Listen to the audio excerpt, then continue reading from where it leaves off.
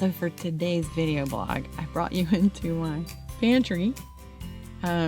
This to me is organized. For those of you who are OCD, the fact that my spices are not alphabetized might be a problem for you. But this is the center from which my world emanates, is this pantry. And the title today is, Are You Prepared? Are you? Are you prepared? And by that, I think they mean being prepared for every eventuality. And I am old enough to remember Y2K. Some of you weren't even born then. But that year, they said, be prepared, everything's going to go crazy. And then it didn't. And I still have Vienna sausages left over from 1999. I don't know about the expiration. I should probably check that. But, you know, Doomsday Preppers is a show, even on TV, you know, where they show people getting their self ready for any eventuality. And, you know, I deal with eventualities they don't even show on that show. For me, being prepared means having 3 pairs of Spanx in case one of them is dirty when I need one. Also, I buy pallets of chocolate at Costco in case there is some sort of worldwide shortage on cocoa beans. If, for chance, my specific shade of OPI nail polish or lipstick might not be carried next season, I buy them in multiples and store them in the fridge. Don't let your children eat those. But for me, my definition of doomsday is if I run into somebody I know at the grocery store and I don't have any makeup on. So, be prepared.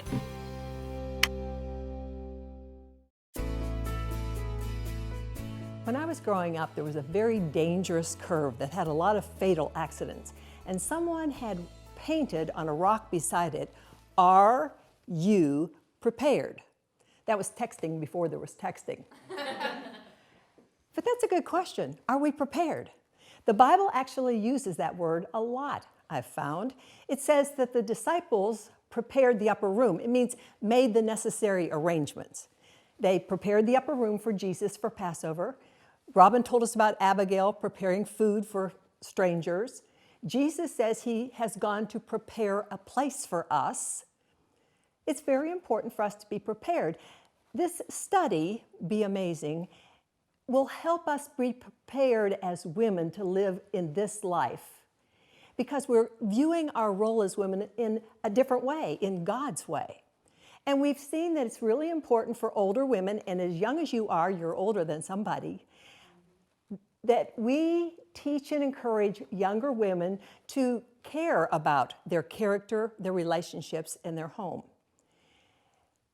We also need to be prepared for emergencies. An emergency is defined as a sudden, urgent, usually unexpected event that requires outside help.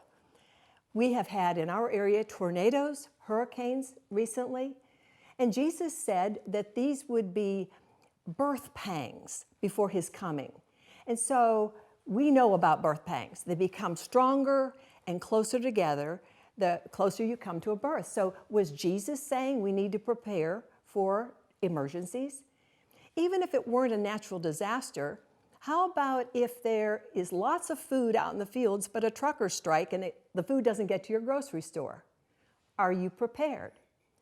So my question really is, if you had to provide for your family for 2 weeks without electricity, food, water, or outside assistance, could you do it? Now think about electricity, how much we depend upon it. And yet, a natural disaster can cause us not to have electricity, or how about terrorists, or even equipment failure?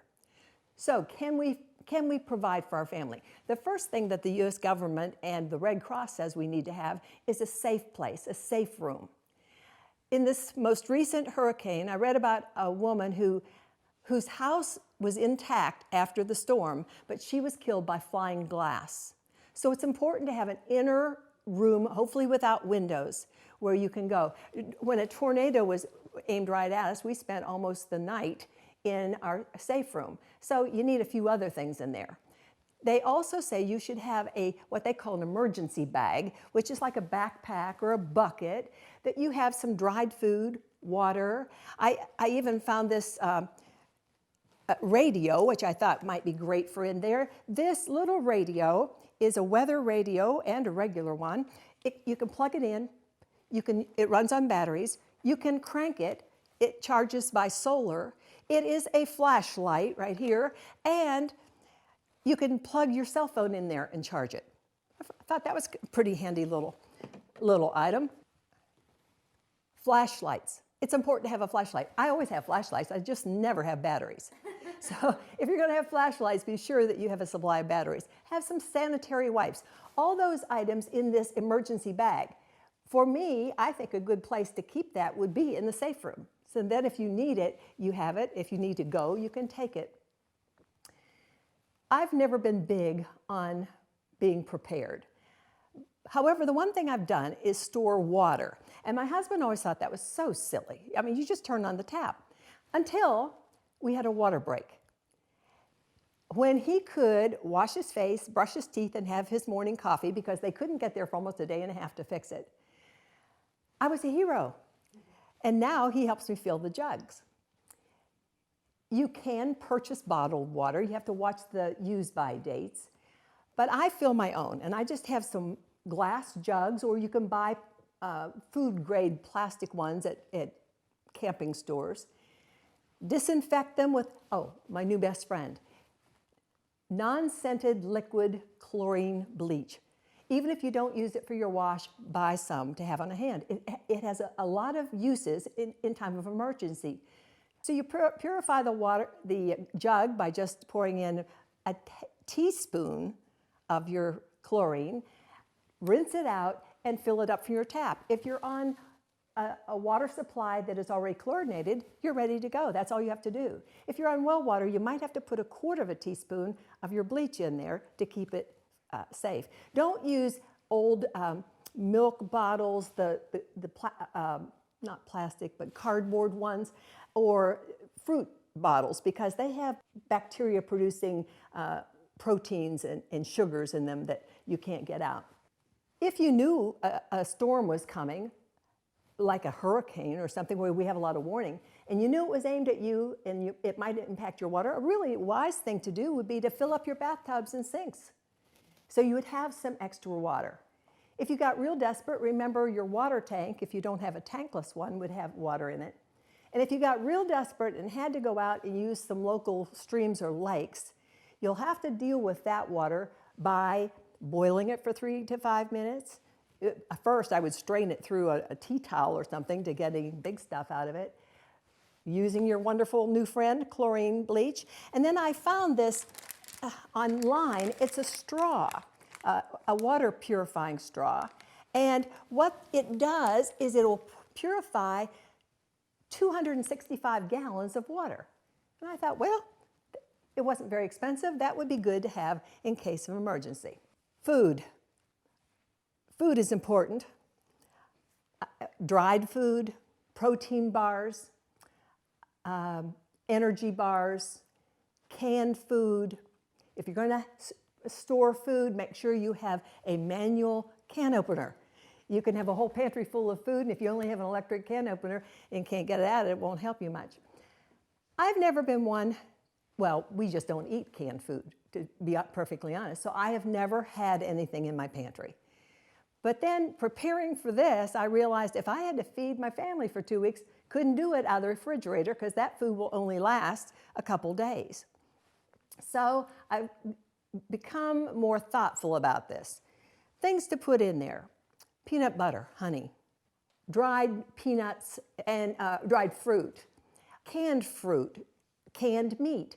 Now, I was always concerned about, well, what usually happens to me when I buy canned things is I throw it out because it expires. I got a little bit smarter about that. I started to really pay attention to those dates when I'm buying it in the store, because the dates vary all over. You can never see it in your cupboard when it expires, so when I come home from the store, I take a black magic marker and write on the lid when it expires. Now I can see it much better. I put the closest dates up front, the furthest away in the back, eat from the front, restock from the back. Now I can keep track of the dates, and I'm not one to throw anything away. So, okay, I either have to use this, or within a couple months of the expiration, if I'm not going to use it, I can donate it to a food bank. I feel better about storing things when I know I'm not wasting it. I bought some canned tuna. The date on it was 3 years from now. So if you pay attention to the dates, you can have tuna in your closet, canned meats, some fruits and vegetables and soups will last a couple years. If you're going to store dry things like cereal, granola, crackers, it's very important to keep them dry. And I don't know if you've discovered these snap-tight containers, but I am totally hooked on these for a couple reasons. They'll keep your cereals good for a much longer period of time. Besides that, I have had several power outages, and I'll talk to you about that in a minute. But what I found the first time was, if you have a power outage and you're gone for 3 weeks, you throw out the whole refrigerator because everything was just rotten.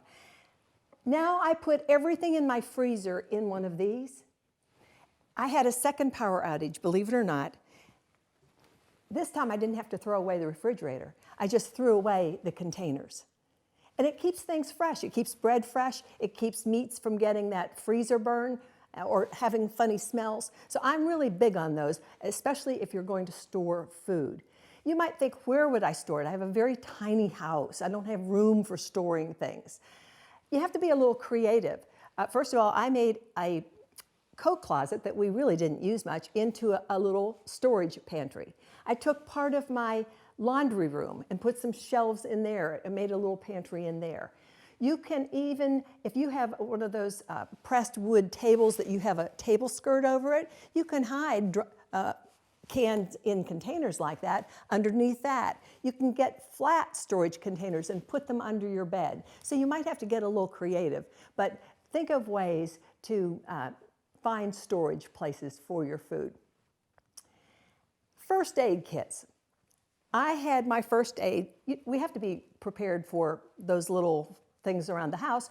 And I had my first aid items in about 3 closets and 15 drawers. Finally decided I was going to get organized, and I bought several of these little containers, which are the snap-tight things, but they have a handle. I have 2 of them, and I put all of the supplies in these, and the very next week, this was put to the test. I fell up the steps, cut my leg very badly. My husband could run upstairs, get the case, came down, he had everything he needed to treat the thing until he could actually get me to the emergency room. So I am big on getting all my stuff in one spot, in one container. If you have an emergency, don't expect your phones to work, because even cell phones, the systems just get overwhelmed if they're not knocked down. I have read, though, most people text today, but if you don't text, learn how, even if just for an emergency, because it uses a different part of the phone system, and sometimes text will get through when other things won't. Another good tip there is weather.com, for example, has weather alerts that if you sign up, go online and sign up, they will actually send you weather alerts if there's something coming to your area, which could be very helpful. If you had an emergency, we could need emergency heat and light. So flashlights, of course, with the batteries. Get the crank flashlights. Those are good ones too. They have wonderful LED lights that run on batteries now. I just bought a whole bunch of them, and these would be great in an emergency. Of course, there's the old-fashioned candles and oil lamps and that kind of thing as well, but you need some light for an emergency.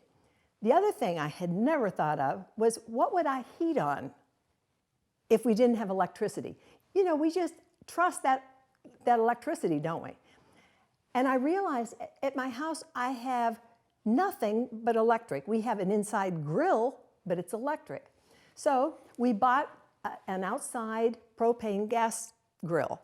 Well, we've really enjoyed it now, but I have extra tanks so that if there were an emergency, I have something to cook on or heat water or whatever outside. The other thing is, if you have a fireplace, get a supply of wood, cover it. It'll last for years. But you would have a heat source. You could heat your food, you could heat your house with a fireplace. We just don't think about what we would do if we didn't have that electricity we so count on. Another thing is be careful about any of these camp stoves or other cooking units.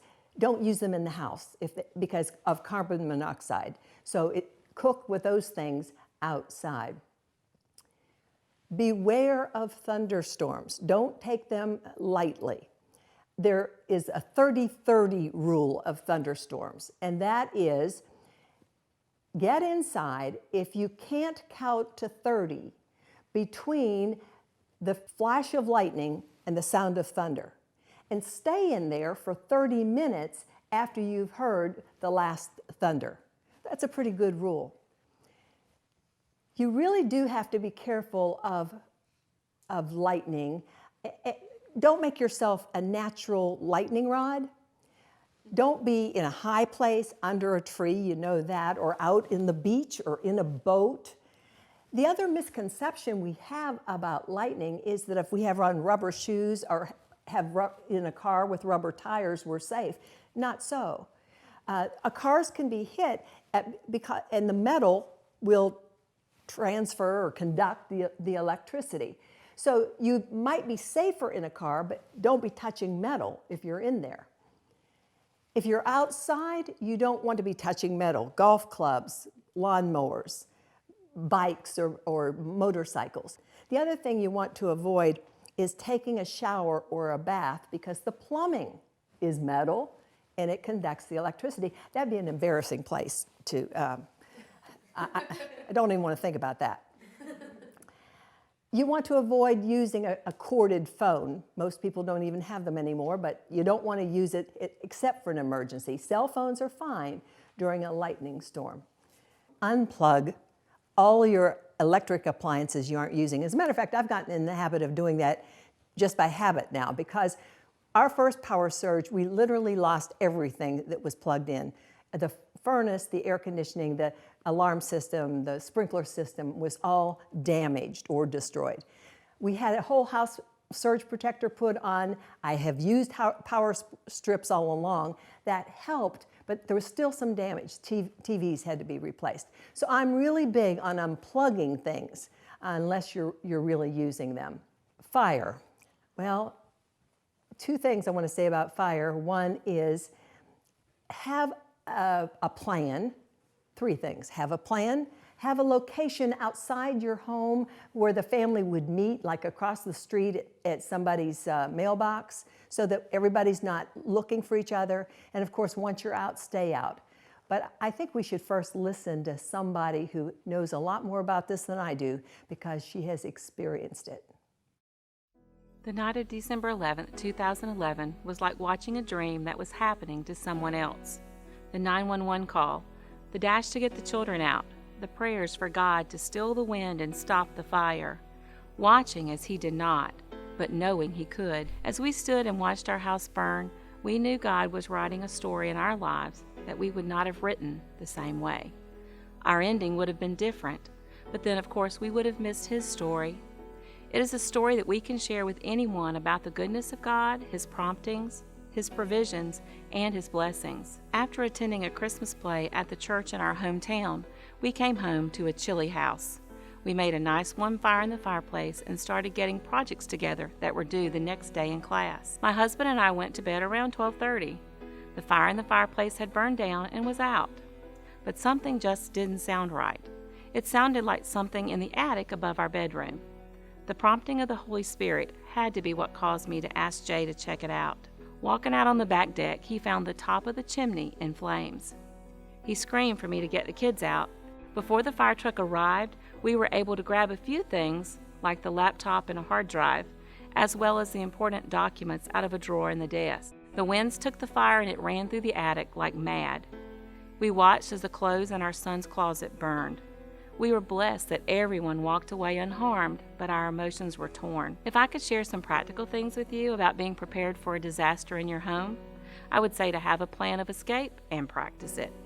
Have things such as the chimney and furnaces checked each year before you use them. Important documents need to be in a fireproof safe. We didn't have a video or pictures of the inside of our house for insurance purposes. We spent hours online looking for replacement cost. Half the battle would have been over if we had documented the things in our home. The Christmas of 2011 was one where we focused on God's goodness and His provisions. We were blown away by God's family and how they moved to come to our aid. The insurance company provided a contractor to build our new home. They also hired an architect to draw up new plans. Don't skip on your insurance company. Feel good about who you're with and know the conditions of your policy. Spiritually, we learn not to hold too tightly to material things. God knows exactly what we need, even in the material realm. Each of us have an amazing story of how God knew what we really needed from that fire and how He rescued those things. My 15-year-old has dwarfism.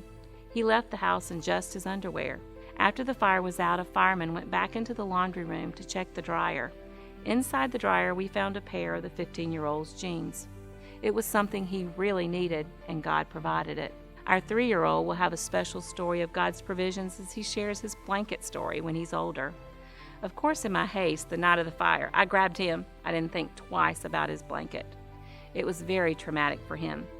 I remembered that same fleece was hanging on a wall in our church.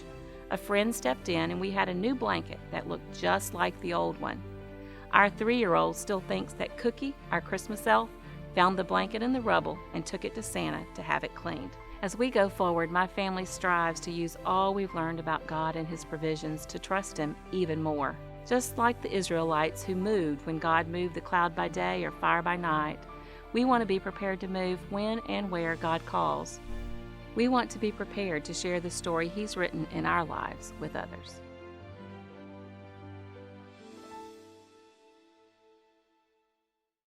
I think even more important than being prepared for today, being prepared for emergencies tomorrow is being prepared for eternity, because that lasts a lot longer.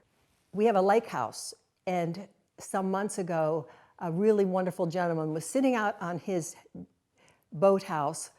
He called his daughter and said, "This is the closest to heaven that you can get without being there." That evening, a tornado went through, and he was in heaven. God said, "Prepare to meet your God." Jesus says He has done His part. He has come and died for your sin. He has paved the way. And He even says, "I have gone to prepare a place for you. And I will come again and take you to myself so that where I am, you may be also." Thomas said he didn't know the way to that place. And Jesus said, "I am the way, the truth, and the life. No one comes to the Father except through me." You know, God prepared this world for us to live in 6 days. And I think it's pretty spectacular. He's been gone over 2,000 years preparing this place for us. It must be extraordinary. As a matter of fact, He says it is. He says, "Eye has not seen, nor ear heard, nor can the mind conceive what God has prepared for those who love Him." We have done this study so that we can become amazing women.